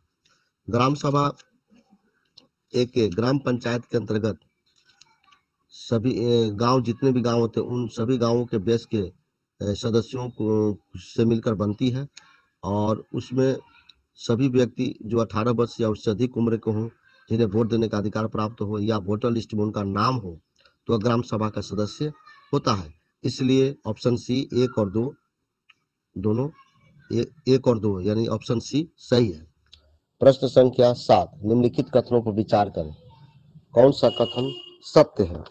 ऑप्शन 1, सरकार द्वारा ग्राम पंचायत का सचिव नियुक्त किया जाता है, जो ग्राम सभा का भी सचिव होता है। ऑप्शन 2, ग्राम पंचायत कई वार्डों में विभक्त होती है और प्रत्येक वार्ड अपना प्रतिनिधि चुनता है, जो वार्ड पंच के नाम से जाना जाता है।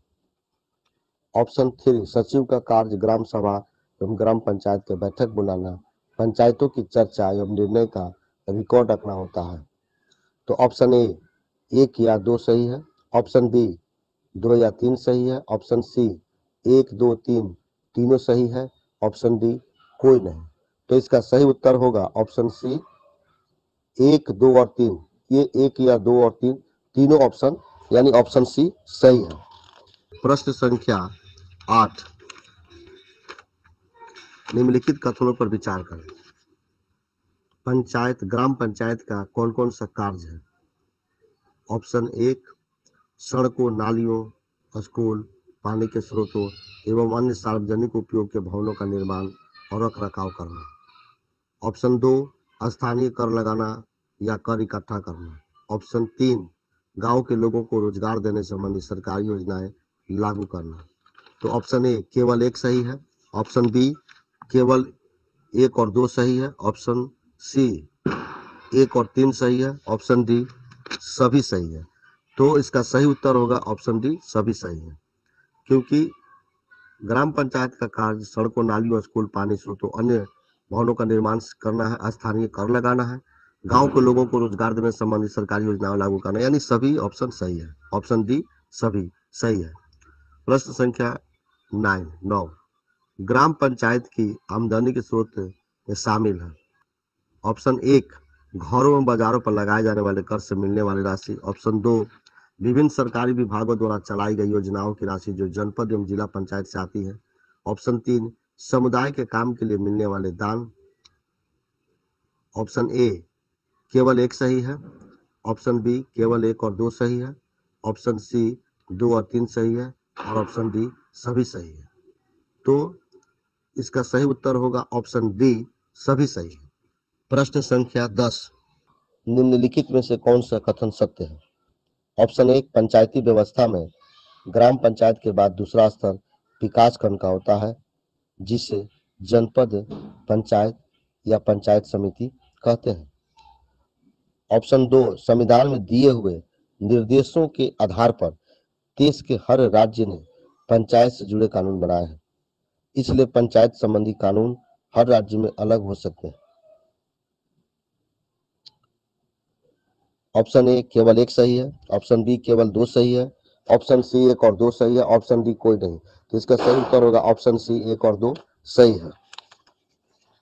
प्रश्न संख्या 11, ग्राम पंचायत का सचिव कौन होता है और उसका कौन सा कार्य है।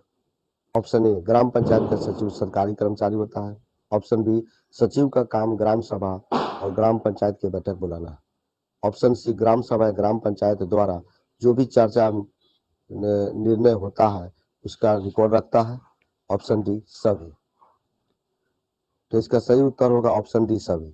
प्रश्न संख्या 12, जल संवर्धन विकास कार्यक्रम यानी वाटर सेट किसे कहते हैं?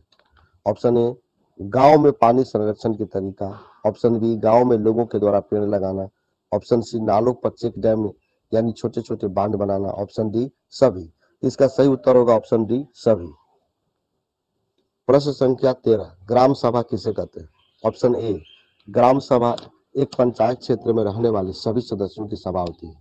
ऑप्शन बी, हर व्यक्ति जिसका उम्र 18 वर्ष या उससे ज्यादा है, जिसे वोट देने का अधिकार है, वह ग्राम सभा का सदस्य होता है। ऑप्शन सी, जिसका नाम गांव की मतदाता सूची में, वह ग्राम सभा का सदस्य होता है।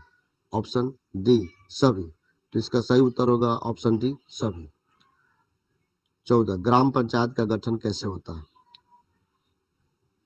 ऑप्शन ए, एक ग्राम पंचायत कई वार्डों में बंटा होता है और प्रत्येक वार्ड से एक सदस्य का चुनाव होता है, जिसे वार्ड पंच कहते हैं। ऑप्शन बी में पंचायत क्षेत्र के लोग मिलकर पंचायत का मुखिया को चुनते हैं। ऑप्शन सी, वार्ड पंच और मुखिया मिलकर ग्राम पंचायत का गठन करते हैं। ऑप्शन डी सभी। इसका सही उत्तर होगा ऑप्शन डी सभी। तो इस प्रकार आप लोगों ने देखा कि पंचायती राज में किस तरह की व्यवस्था होती है और कौन कौन से सदस्यों का चुनाव होता है, कौन कौन से सदस्य या कर्मचारी मिलकर के काम करते हैं, इसके बारे में हम लोग विस्तृत से जानकारी प्राप्त की। तो ये थे इस चैप्टर से संबंधित कुछ महत्वपूर्ण प्रश्न जो यही समाप्त हुए और नेक्स्ट चैप्टर में हम लोग चलते हैं। चैप्टर नंबर 6 के महत्वपूर्ण प्रश्न संख्या 1 को देखते हैं। भारत में लगभग कितने गांव हैं? ऑप्शन ए 6 लाख से अधिक। ऑप्शन बी 4 लाख से अधिक। ऑप्शन सी 5 लाख से अधिक। ऑप्शन डी 2 लाख से अधिक। तो इसका सही उत्तर होगा ऑप्शन ए, भारत में 6 लाख से अधिक गांव हैं, क्योंकि भारत गांवों का देश है। प्रश्न संख्या 2, जमीन का मापन और उसका रिकॉर्ड किसके पास होता है? ए, ऑप्शन ए पटवारी। ऑप्शन बी लेखापाल। ऑप्शन सी, ए और बी दोनों हो सकता है। और ऑप्शन डी तहसीलदार। तो इसका सही उत्तर होगा ऑप्शन सी, ए और बी दोनों, क्योंकि जमीन का मापन और जमीन से संबंधित जितने भी रिकॉर्ड हैं वो पटवारी और लेखापाल दोनों का नाम अलग अलग है, लेकिन एक ही व्यक्ति का नाम है। उसको पटवारी भी कहते हैं, लेखापाल भी कहते हैं, हल्का कर्मचारी भी कहते हैं, कानूनगो भी कहते हैं, लेखापाल भी कहते हैं। इसलिए इसका ऑप्शन सी, ए और बी दोनों सही हो सकता है। प्रश्न संख्या 3, जमीन से जुड़े विवाद के मामले कौन सुनता है? ऑप्शन ए पटवारी। ऑप्शन बी तहसीलदार। ऑप्शन सी लेखापाल। ऑप्शन डी ए और सी। तो इसका सही उत्तर होगा ऑप्शन बी तहसीलदार। तहसीलदार जो है जमीन से जुड़े हुए विवाद को सुनता है। प्रश्न संख्या 4, किस अधिनियम के तहत पुत्री का भी जमीन पर समान अधिकार प्राप्त हुआ है? ऑप्शन ए हिंदू अधिनियम कानून धारा 205। ऑप्शन बी मुस्लिम अधिनियम धारा 205। ऑप्शन सी सिख अधिनियम धारा 205 और ऑप्शन डी ईसाई अधिनियम धारा 205। तो इसका सही उत्तर है हिंदू अधिनियम धारा 205। हिंदू अधिनियम धारा 205 में एक कानून पास हुआ। उस कानून के तहत परिवार में पुत्री को भी पुत्र के समान जमीन में समान अधिकार प्राप्त हुआ है। इसके पहले इस कानून के बनने से पहले जमीन पर एकाधिकार पिता और पुत्र को ही प्राप्त था, माता और पुत्री को अधिकार प्राप्त नहीं था। लेकिन जब हिंदू अधिनियम 2005 में कानून बना तो उस कानून के अंतर्गत पुत्री और माता को भी पिता की संपत्ति में बराबर का अधिकार प्राप्त हुआ है, यानी पुत्री को भी जमीन पर समान अधिकार प्राप्त हुआ है। अगला प्रश्न है प्रश्न संख्या 5, थाना के कार्य क्षेत्र से क्या समझते हैं? यानी थाना का कार्य क्षेत्र से क्या मतलब है, यानी क्या समझते हैं? ऑप्शन ए, हर पुलिस थाने का एक कार्य क्षेत्र होता है जिस पर उसका नियंत्रण होता है। ऑप्शन बी, लोग उस क्षेत्र में हुई चोरी, दुर्घटना, मारपीट, झगड़े आदि की रिपोर्ट उसी थाने में लिखवा सकते हैं। ऑप्शन सी, वहां के थानेदार की जिम्मेवारी होती है कि वह घटना की जांच पड़ताल करे। ऑप्शन डी, सभी। तो इसका सही उत्तर होगा ऑप्शन डी, सभी। क्योंकि एक थाना का एक अलग एक कार्य क्षेत्र होता है, उसी कार्य क्षेत्र पर उसका नियंत्रण भी होता है और उस क्षेत्र के अंतर्गत जितनी भी घटनाएं होती हैं, चोरी डकैती, दुर्घटना, मारपीट, झगड़े, उनकी सारी रिपोर्ट उसी थाना में लिखवाया जाता है जिस थाना के अंतर्गत वह क्षेत्र पड़ता है। ऑप्शन सी कह रहा है कि वहाँ के थानेदार की जिम्मेवारी है कि वह उसी घटना की पूरी जांच पड़ताल करे और लोगों को न्याय प्रदान करे, इसलिए इसका ऑप्शन डी सही, सभी सही होगा। प्रश्न संख्या 6, राजस्व विभाग के पटवारी का क्या काम है? ऑप्शन ए, जमीन को मापना और उसका रिकॉर्ड रखना। ऑप्शन बी, पटवारी जमीन मापने के लिए एक लंबी लोहे की जंजीर का इस्तेमाल करता है जिसे जरीब कहते हैं। ऑप्शन सी, पटवारी भूमि कर इकट्ठा करता है और सरकार को अपने क्षेत्र में उपजने वाली फसलों के बारे में जानकारी देता है। ऑप्शन डी, सभी। इसका सही उत्तर होगा ऑप्शन डी, सभी। प्रश्न संख्या 7, जिले के प्रखंड या उपखंड को अन्य किस नाम से जाना जाता है? Option A, tehsil. Option B, taluka. Option C, दोनों। ऑप्शन डी, कोई नहीं। तो इसका सही उत्तर होगा ऑप्शन सी, दोनों। यानी प्रखंड या उपखंड को तहसील और तालुका, ये दोनों नाम से जाना जाता है। तो ये थे इस चैप्टर से संबंधित कुछ महत्वपूर्ण प्रश्न जो यही समाप्त हुए और नेक्स्ट चैप्टर में हम लोग चलते हैं। चैप्टर नंबर 7 का महत्वपूर्ण प्रश्न, प्रश्न संख्या 1 को देखते हैं। नगर प्रशासन चलाने वाले संस्थान को क्या कहते हैं? ऑप्शन ए, नगर निकाय। ऑप्शन बी, नगर निगम। ऑप्शन सी, पार्षद। ऑप्शन डी, कोई नहीं। तो इसका सही उत्तर होगा नगर निगम। नगर प्रशासन चलाने वाली संस्थान को हम नगर निगम के नाम से जानते हैं। प्रश्न संख्या 2, छोटे कस्बों में नगर निगम को क्या कहते हैं? ऑप्शन ए, नगर निगम। ऑप्शन बी, नगर पालिका। ऑप्शन सी, नगर निकाय। ऑप्शन डी, कोई नहीं। तो इसका सही उत्तर होगा नगर पालिका। छोटे कस्बे में नगर निगम को हम नगर पालिका के नाम से जानते हैं। प्रश्न संख्या 3, आयुक्त और प्रशासनिक कर्मचारियों की नियुक्ति किसके द्वारा होती है? ए, निर्वाचन द्वारा। बी, सरकार के द्वारा। ऑप्शन सी, संसद द्वारा। ऑप्शन डी, कोई नहीं। तो इसका सही उत्तर होगा ऑप्शन बी, सरकार के द्वारा।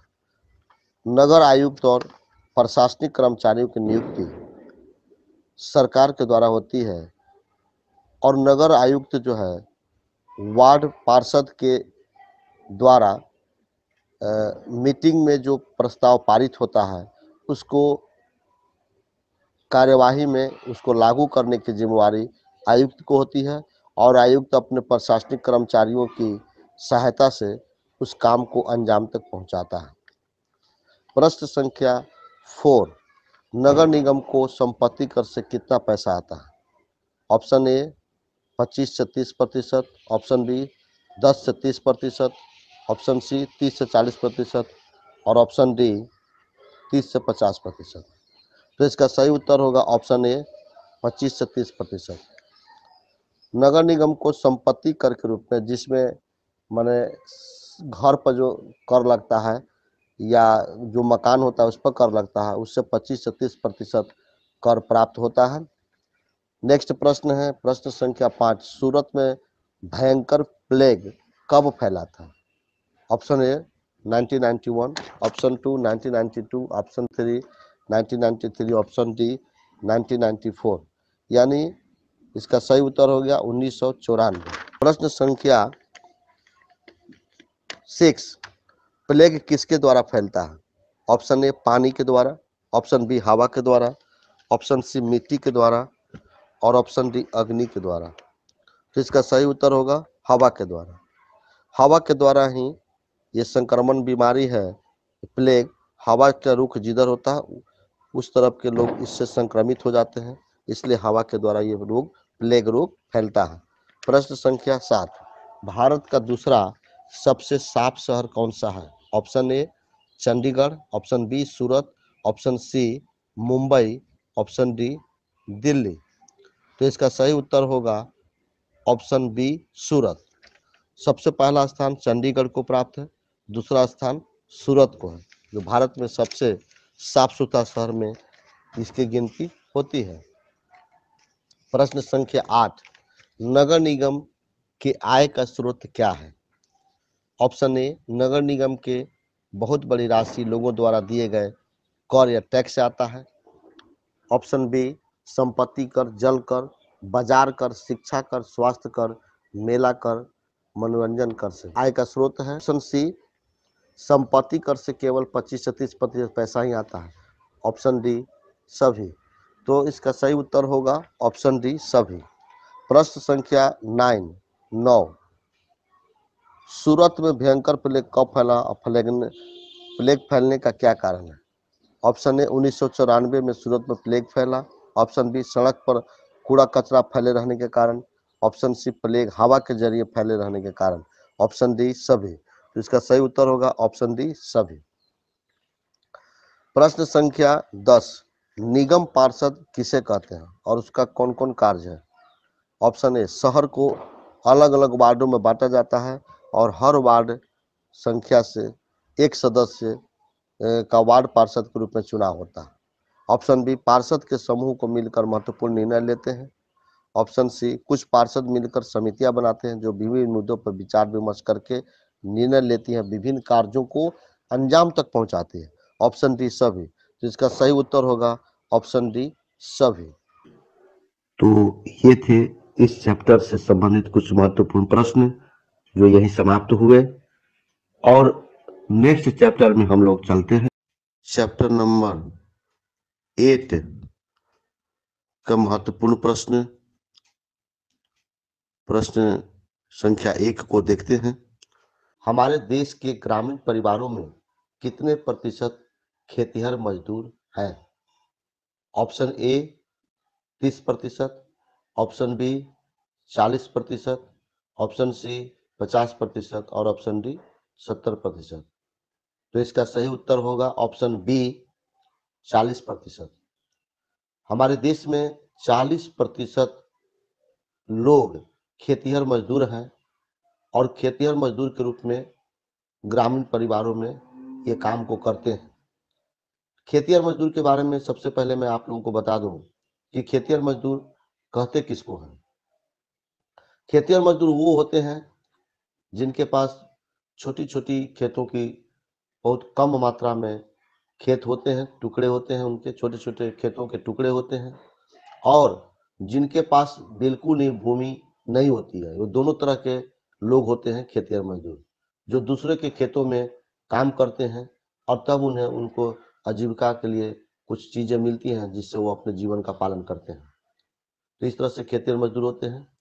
अब हम प्रश्न संख्या 2 पर चलेंगे। प्रश्न संख्या 2 में प्रश्न इस प्रकार है, भारत में कितने ग्रामीण परिवारों में लगभग 2 परिवार खेतिहर मजदूर हैं? यानी प्रश्न यह है कि भारत में कितने ग्रामीण परिवार में लगभग 2 परिवार खेतिहर मजदूर हैं? तो ऑप्शन ए है 6 परिवार, ऑप्शन बी 5 परिवार, ऑप्शन सी 8 परिवार और ऑप्शन डी 10 परिवार। तो इसका सही उत्तर होगा 5 परिवार। यानी हमारे भारत में 5 ग्रामीण परिवारों में से 2 परिवार खेतिहर मजदूर है, यानी खेतिहर मजदूर के रूप में काम करते हैं। अगला प्रश्न है प्रश्न संख्या 3। प्रश्न इस प्रकार है, भारत में कितने प्रतिशत बड़े किसान हैं? Option A 20%, option B 30%, option C 40% और ऑप्शन डी 50%। तो इसका सही उत्तर होगा ऑप्शन ए 20%। हमारे भारत में 20% बड़े किसान हैं, बाकी 80% जो किसान हैं उसमें कुछ खेतिहर मजदूर भी हैं, मध्यम किसान हैं और अन्य प्रकार के भी किसान आते हैं, छोटे छोटे किसान आते हैं। लेकिन 20% जो किसान हैं हमारे देश में वो बहुत ही बड़े किसान के गिनती में आते हैं। नेक्स्ट प्रश्न है प्रश्न संख्या 4। मध्य भारत के कुछ गांवों में लोगों की आजीविका क्या है?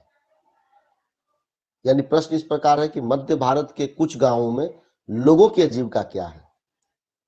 ऑप्शन ए खेती, ऑप्शन बी जंगल की उपज, सी दोनों और डी कोई नहीं। तो इसका सही उत्तर होगा ऑप्शन सी दोनों। मध्य भारत में के गांवों में लोगों की आजीविका खेती भी है और जंगल की कुछ उपज जैसे जैसे महुआ के फल को बीनना, तेंदुए के पत्ते को इकट्ठा करना, जंगली जड़ी बूटी को इकट्ठा करना और अन्य प्रकार की चीजों को वो जंगल से इकट्ठा करके अपने जीविकोपार्जन में उसका इस्तेमाल करते हैं। तो इस प्रकार मध्य भारत में कुछ गांवों के लोगों की आजीविका खेती भी है और जंगल से प्राप्त की गई कुछ उपज भी है, यानी सी दोनों होगा। इसका सही उत्तर सी दोनों है। प्रश्न संख्या 5। नागालैंड में चिजामी गांव किस जिले में है और वहां के लोग किस समुदाय के हैं? बहुत ही इंपॉर्टेंट प्रश्न है आपके परीक्षा के लिए। तो नागालैंड में जो चिजामी गांव है वो किस जिले में है और वहां के लोग रहने वाले जो लोग हैं किस समुदाय के हैं? तो ऑप्शन ए में है फेक जिला का, ऑप्शन बी चखेसंग समुदाय के, ऑप्शन सी दोनों, ऑप्शन डी कोई नहीं। तो इसका सही उत्तर होगा ऑप्शन सी दोनों, क्योंकि नागालैंड के चिजामी गांव के लोग फेक जिला में रहते हैं और वहां के जो लोग हैं वो चखेसंग समुदाय के लोग हैं, इसलिए इसका ऑप्शन सी दोनों सही होगा। नेक्स्ट प्रश्न प्रश्न संख्या 6। पुद्दुपेट गांव में मछली का बंटवारा कैसे करते हैं? पुद्दुपेट गांव है जो कल्लूपट्टी गांव के बगल का ही गांव है पुद्दुपेट गांव, जिसमें मछुआरे लोग समुद्र में जाकर के मछलियां पकड़ते हैं और उस मछली को कितने भागों में बंटवारा करते हैं, यानी पुद्दुपेट गांव में मछली का बंटवारा कैसे करते हैं? ऑप्शन ए कुछ मछलियां अपने परिवार के लिए अलग रख लिया जाता है, ऑप्शन बी शेष मछली नीलाम कर दी जाती है और उससे जो पैसा मिलता है उसे 4 भागों में बांट दिया जाता है, ऑप्शन सी 3 हिस्से 3 लोगों में बंट जाते हैं जो मछली पकड़ने जाते हैं, ऑप्शन डी बाकी 1 हिस्सा उसे मिलता है जिसकी नाव और जाल होता है। तो इसका ऑप्शन ए सभी। तो इसका सही उत्तर होगा सभी, क्योंकि ये जो पुद्दुपेट गांव के मछली पकड़ने वाले मछुआरे हैं जब समुद्र से मछली पकड़ करके लाते हैं तो कुछ मछलियां अपने परिवार के लिए रख लेते हैं और शेष मछली का वो नीलामी कर देते हैं। नीलामी से जो पैसा मिलता है उसको 4 भागों में बांटते हैं। 3 हिस्से जो है जो 3 लोग जो मछली पकड़ने के लिए समुद्र में जाते हैं उनके बीच में बांट दिया जाता है और बाकी 1 हिस्सा उसे मिलता है जिसका नाव होता है और जिसका जाल होता है, इसलिए इसका सही उत्तर होगा ई सभी। प्रश्न संख्या 7। कैटामैरिन क्या है? ऑप्शन ए मछली पकड़ने की छोटी नाव, ऑप्शन बी बड़ी नाव, सी दोनों, डी कोई नहीं।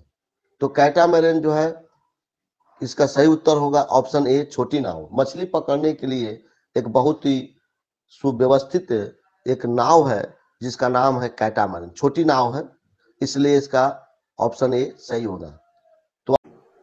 तो ये थे इस चैप्टर से संबंधित कुछ महत्वपूर्ण प्रश्न जो यही समाप्त हुए और नेक्स्ट चैप्टर में हम लोग चलते हैं। चलिए हम चैप्टर नंबर 9 के महत्वपूर्ण प्रश्न संख्या 1 को देखते हैं। भारत में कितने शहर और कितने महानगर हैं? ऑप्शन ए 5000 से ज्यादा शहर हैं, ऑप्शन बी 27 महानगर है, ऑप्शन सी दोनों, ऑप्शन डी कोई नहीं। तो इसका सही उत्तर होगा ऑप्शन सी दोनों। भारत में 5000 से ज्यादा शहर हैं और 27 महानगर हैं, इसलिए इसका ऑप्शन सी दोनों सही होगा। प्रश्न संख्या 2, हमारे देश में शहरी इलाकों में कितने लोग फुटपाथ और ठेलों पर सामान बेचते हैं? Option A 1 crore, option B 2 crore, option C 3 crore, option D 4 crore. तो इसका सही उत्तर होगा ऑप्शन ए 1 करोड़ लोग। हमारे देश में लगभग 1 करोड़ लोग फुटपाथ पर या ठेलों पर सामान बेचते हैं और अपनी आजीविका का संचालन करते हैं। प्रश्न संख्या 3, लेबर चौक किसे कहते हैं? ऑप्शन ए जहां दिहाड़ी मजदूर काम की तलाश में चौक पर खड़ा रहते हैं, ऑप्शन बी जहां रिक्शा चालक चौक पर खड़ा रहते हैं, ऑप्शन सी जहां ठेला वाला चौक पर खड़ा रहते हैं, ऑप्शन डी सभी। तो इसका सही उत्तर होगा ऑप्शन ए जहां दिहाड़ी मजदूर काम की तलाश में चौक पर खड़ा रहते हैं। प्रश्न संख्या 4, दिहाड़ी मजदूर किसे कहते हैं? ऑप्शन ए वह मजदूर जो दिन भर काम करता है और शाम में उसे मजदूरी मिल जाता है, ऑप्शन बी वह मजदूर जो प्रतिदिन काम करता है और उसकी मजदूरी उसी दिन मिल जाता है, सी दोनों, डी कोई नहीं। तो इसका सही उत्तर होगा सी दोनों, क्योंकि दिहाड़ी मजदूर वह होता है जो दिन भर काम करता है और शाम में उसके प्रतिदिन उसको मजदूरी मिल जाता है, इसलिए ऑप्शन सी दोनों सही होगा।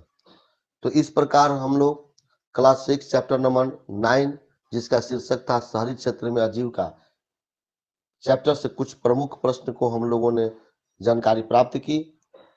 अब हम लोग नेक्स्ट क्लास 7 के सिविक्स के कुछ चैप्टर लेकर के आपके सामने प्रस्तुत होंगे।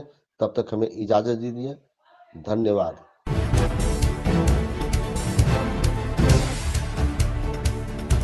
सब्सक्राइब कीजिए हिंदी क्लब को, दबाइए इस बेल आइकॉन को ताकि हमारा वीडियो आपको मिले सबसे पहले। शेयर करें अपने दोस्तों के साथ ताकि वो भी इसका लाभ उठा सके। ये सब बिल्कुल फ्री है।